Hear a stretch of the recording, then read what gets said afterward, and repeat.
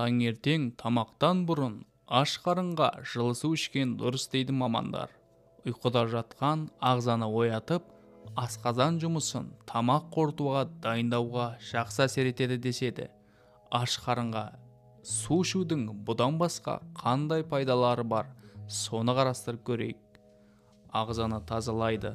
Адам ағзасы түнде өз-өзін қалпына келтіріп, токсиндерді сыртқа шығарады. Ал таңертең аш қарынға су ішкен кезде ағзаның өзін-өзі тазалау процесін белсенді жүргізуге көмегі тиіп, зиянды қалдықтар дәрет пен термен бірге сыртқа шығады. Одан бөлек су бұлшықет пен қан жасушаларының өндірілуіне көмектеседі. Зат алмасым жақсарады. Су адам ағзасында зат алмасының тез жүруіне әсер етеді. Неміс ғалымдарының айтуынша, аш қарынға ішкен су зат алмасымын 24%-ға дейін жылдамдатады екен. Ал зат алмасым өз кезегінде ас қорыту жүйесін жақсартып, арықтауға көмектеседі. Бір айта кетерлігі, суды жылыда ішкен жөн. Асқазандағы қыжылды басады. Асқазанда қышқыл көбейсе, ас қорыту бұзылуы мүмкін.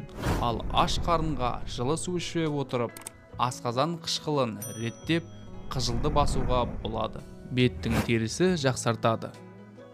Ағзада су жетіспесе, бетте әжім, денеде тыртық көбеюі мүмкін. Таңертең аш қарынға ішілген 2 стакан су терінің жұмсаруына жақсы әсер береді. Шаш өсіреді. Шаштың 4-тен 1 бөлігі судан тұрады. Егер ағзада сұйықтық жетпесе, шаш жұқарып, соңы түсуге әкелуі мүмкін. Неміс дәрігерлерінің айтуынша, аш қарынға ішкен судың пайдасы күндізгі ішкен судың әлдеқайда пайдалы. Әсіресе шаштың өсуіне жағымды әсер етпек. Бүйректегі тасты шаяды. Су асқазан қышқылын сұйылтып, ағзадан токсиндерді шайып шығады. Содан бүйректе тас пайда болуы мен қуыққа инфекция жиналудың алдын алады. Иммунды жүйе күшейеді.